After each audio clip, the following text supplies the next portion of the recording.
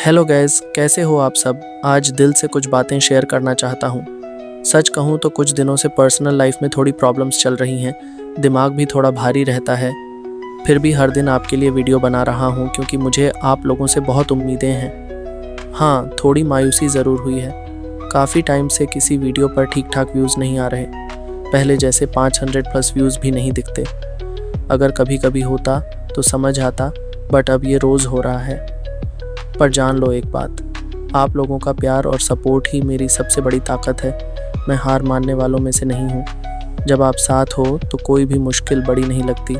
इसलिए चलो positive energy के साथ शुरू करते हैं आज का एपिसोड। जोफन का चेहरा बेशक कठोर था, लेकिन अब उसके दिल में एक गहरी समझ थी। उसने एक लंबी सांस ली और खुद को शांत किया।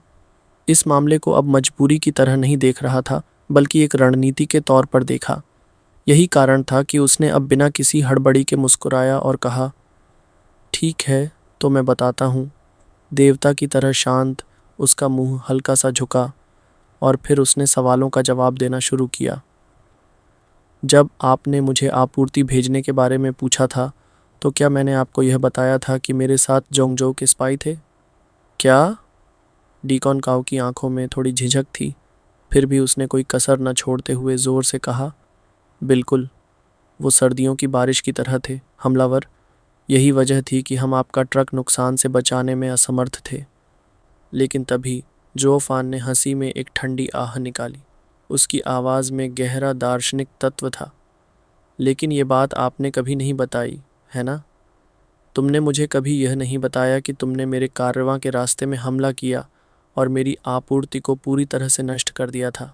फिर क्या तुम्हें याद है, डीकॉन काओ, जब हम उस इलाके में पहुंचे थे तो हम केवल आधी आपूर्ति ही दे पाए थे।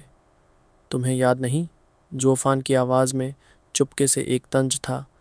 तुम्हारी ये शरारत भी न समझी जा सकती है। धीरे धीरे डीकन चाओ की आंखों में संकोच दिखा। वह झुका और फिर खींचते हुए कहा, हाँ, लेकिन इसी बीच वॉकिंग क्लाउड ने तेज़ी से जवाब दिया, क्या तुम मुझे यह बताने जा रहे हो कि तुम्हें सर्दी की बारिश के हंगामे में कुछ भी याद नहीं है? जोफान ने जवाब दिया, बिल्कुल। ये सब तुमने कुछ छिपाया था। तुमने इसे एक सच्चाई के रूप में पेश किया था। ये सारी बातें तुम्हारे लिए उस समय तक अनजान थीं, जब तक हमने उसे पूरी तरह से संबोधित नहीं किया। क्या तुम समझते हो? जोफान ने फिर एक सीधा सवाल पूछा। क्या तुम्हारा कहना है कि तुम पूरी तरह से इधर उधर भागते हो और इस बार हमें अपना रास्ता बदलने को कहा? धीरे धीरे डीकन चाओ का चेहरा और भी ज़्यादा धुंधला हो गया था। उसकी आत्मविश्वास की दीवार को जैसे कोई तोड़ चुका था। उस जगह के आसपास कुछ भी समझने के लिए कोई हल्की लहर नहीं थी। जैसे ही उसने अपनी आंखें उठाईं, उसका चेहरा कुछ रंग बदल चुका था। वह बुरी तरह फंस चुका था और कहीं जाने का रास्ता नहीं पा रहा था। जोफान की आंखों में एक ठंडी चमक थी और फिर वह चुपचाप अपनी बातचीत जारी रखता है। क्या तुम सच में उस वक़्त की बातों को स्वीकार करने जा रहे हो? ये शरारतें तुम्हारे लिए सच्ची जीत नहीं हैं, डीकॉन काओ। अब बात सिर्फ इतनी है कि तुम्हारे संगठन को अब इसकी पूरी कीमत चुकानी पड़ेगी। वह दिन कभी नहीं आएगा जब हम तुम्हारी इन गलतियों को भूल सकें। लेकिन इस बार जोफान ने जानबूझकर एक महत्वपूर्ण कदम को छोड़ दिया और हल्के से कहा, बाद में डीकॉन काओ ने हमें आपूर्ति पूरी करने में थोड़ी देर करने की अनुमति दी और हम निकल गए। फिर हम सुने कि पीछे बहुत शोर हो रहा था, आसमान फट रहा था और युद्ध, हत्या, खून खराबे की आवाज़ें आ रही थीं। हम डर गए थे और तुरंत भाग खड़े हुए। अरे रुकिए, यह तो कुछ और ही था। कैसा कुछ और? तुमने आपूर्ति पूरी नहीं की, फिर भी मुझे कैसे जाने दिया? तुमने कहा था कि कोई तुम्हारे पीछे आ रहा है। अगर तुम उसे पकड़ लेते तो हम योगदान कर सकते थे। जो भी ये सामान था उसे तुरंत भर दिया जाता। क्या तुमने ऐसा नहीं कहा था? डीकॉन काओ ने जल्दी से सवाल किया। ज़रा देर सोचते हुए जोफान ने हल्का सा सिर झुकाया। मैंने कहा था, फिर बाद में क्या हुआ? बाद में मैंने तुम्हें रास्ते पर जाने दिया। हमने आपूर्ति नहीं भरी, फिर तुमने हमें रास्ते पर कैसे जाने दिया? बकवास मत करो। आपूर्ति भरना ज़रूरी था या स्पाई पकड़ना ज़रूरी था? मैंने तुम्हें रास्ते पर जाने दिया। मतलब तुम्हें बाहर ले जाकर उसे पकड़वा सकता था। क्या तुमने उसे पकड़ा? श्रेय तो आधा आधा बांटा जाना चाहिए। क्या बकवास है। एक 9 तलवारों का राजा को लाओ और उसे आधा श्रेय दो, आधा तुम्हारे कारागार में। एर इस तरह डीकॉन काव एक बार फिर थूकते हुए रुका और अचानक ठहर गया। जो फान के मुंह पर तीखा सा मुस्कान आया। उसने कहा, सुनो, हम तो बहलाने के लिए थे, वे उसे पकड़ने गए थे। हम मूलतः एक ही समूह थे, तो हम कैसे जोंगजो के स्पाई बन गए? हाँ सही तो है। एक बाइट थी दुश्मनों को लुभाने के लिए और एक एम्बुश था पकड़ने के लिए। ये तो हुआ ना एक प्रॉपर कोऑपरेशन। फिर हम जोंगजो के जासूस कैसे हो गए, बूसेक्ट मास्टर? ये सब सुनकर लिंग युनतियन जोर से हंस पड़ा और वॉकिंग क्लाउड की तरफ देखा। उसकी आंखों में मजाक साफ झलक रहा था। इस हिसाब से तो चेंजिया का कैरावैन तुम लोगों का अपना ही हायांग सेक्ट का जासूस लगता है ना? हाँ हाँ हाँ। वॉकिंग क्लाउड का चेहरा एकदम सख्त हो गया। उसने ठंडी नज़रों से डीकन चाओ को देखा और गहरी आवाज़ में कहा, सही कह रहे हैं डीकन चाओ। उस वक़्त इस संप्रदाय ने तुम्हें सज़ा दी थी लापरवाही के लिए। अब तुम खुद कह रहे हो कि वो लोग जोंगजो के जासूस थे। फिर तुमने उनके साथ मिलकर 9 सोर्ड किंग्स को क्यों पकड़ने दिया? अब तो सीधे हमारे हायांग सेक्ट पे आफत ले आए। मास्टर चीचिबू, वो 9 सोर्ड किंग को पकड़वाने वाला सारा मामला डीकन चाओ का था। हमारा तो कोई लेना देना ही नहीं। कृपया हमें मत गिनिए। जो फान ने तुरंत झुककर विनम्रता से कहा, मगर अपनी जान बड़ी चतुराई से बचा ली। लेकिन डीकन चाओ का चेहरा तमतमा उठा। वो गुस्से से जो फैन की तरफ घूमा और चिल्लाया, साले छेन, ये सब तेरी ही बातों में आकर किया मैंने, नहीं तो मैं क्यों ये आफत मोल लेता। डीकन चाओ, दवा गलत खा सकते हो पर बकवास नहीं कर सकते, जो फान ने व्यंग्य से मुस्कुराते हुए कहा। अगर हमने कहा कि हमारे काफिले का पीछा हो रहा है और हमारे पास एक ट्रक बर्बाद हो चुका है, तो बताना तो हमारी जिम्मेदारी थी। आप लोगों का काम था एक्शन लेना। हमने रिपोर्ट किया, आगे तुम्हारी मर्जी। फिर जो फान ने लिंग युनतियन की तरफ देखा और बोला, सेक्ट मास्टर लिंग, क्या मैंने कुछ गलत कहा? अगर ये रिपोर्ट करना भी टेम्पटेशन है, तो फिर कौन कल्टीवेटर हिम्मत करेगा दुश्मन की खबर देने की? फिर तो बेइज्जों की रक्षा ही नहीं हो सकती। लिंग युनतियान ने सिर हिलाया। बिल्कुल सही कहा तुमने।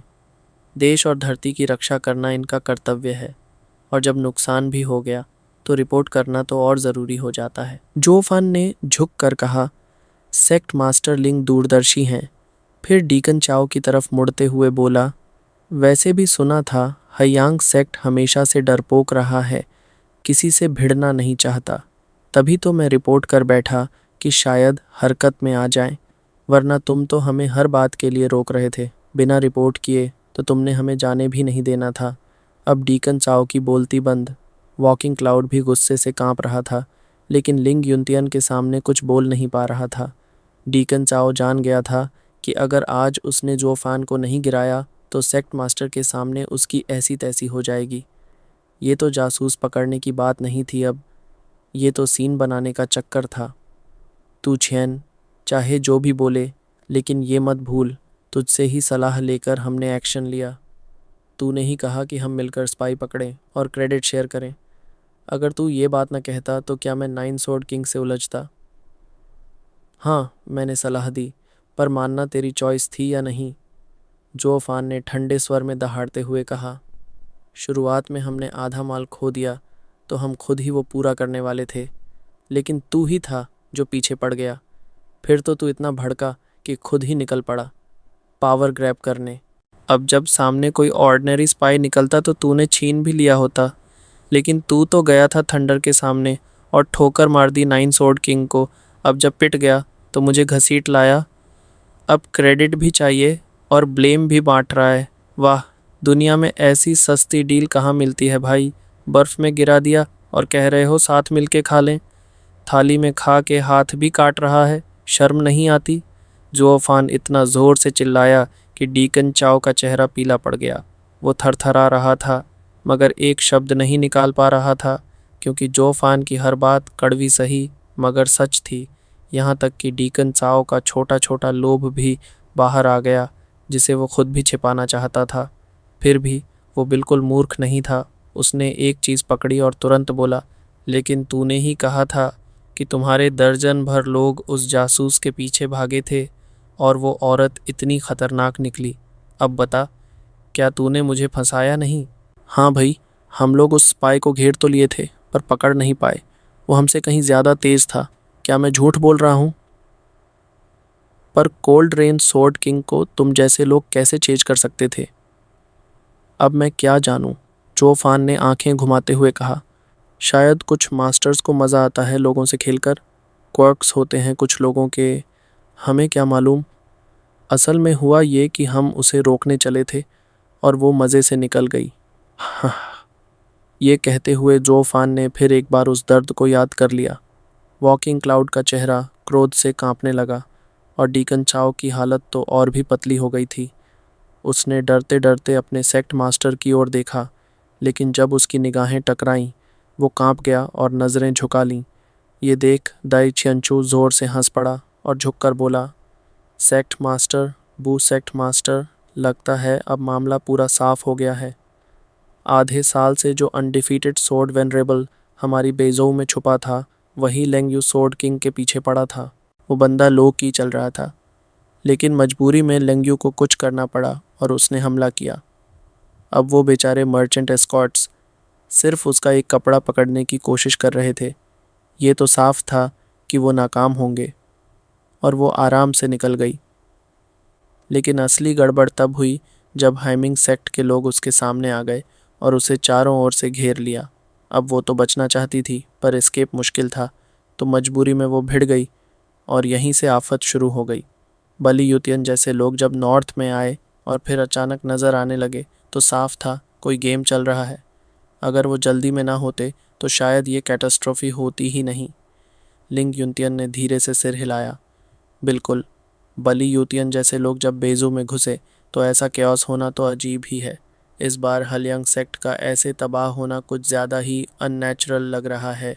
फिर वो डीकन चाओ की ओर मुड़े और मुस्कुराकर बोले, वैसे डीकन चाओ, आपने कितनी बार कोल्ड रेन सोर्ड किंग को घेरने की कोशिश की?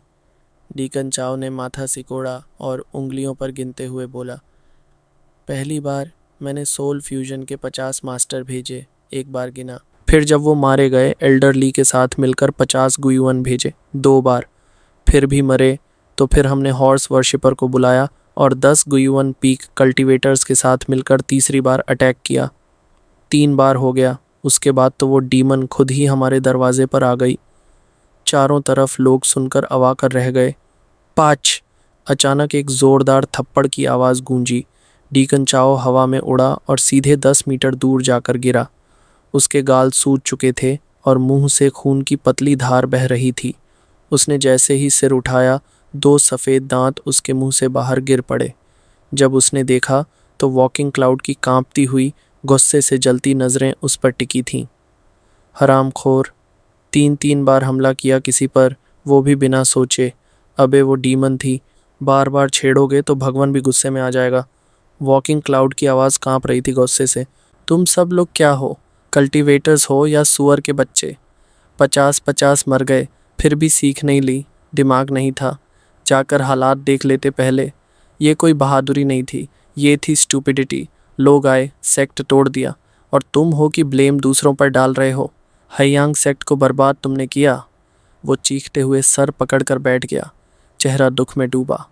लिंग युनतियन ये देखकर हंस पड़ा और हाथ हिलाकर बोला, बू सेक्ट मास्टर, शांत हो जाइए। बात गलतफहमी की थी जो अब साफ हो चुकी है। मैं सोच रहा था बैल युतियन चुप क्यों था, फिर अचानक हमला करके फिर गायब हो गया। अब समझ आया, वो कोई इमॉर्टल काम नहीं करना चाहता था। हाँ हाँ हाँ, मेरी भी गलती थी, माफ़ कीजिए। वॉकिंग क्लाउड ने साइड में मुंह फेर लिया, आंखें भीगी थीं, लेकिन कुछ बोला नहीं।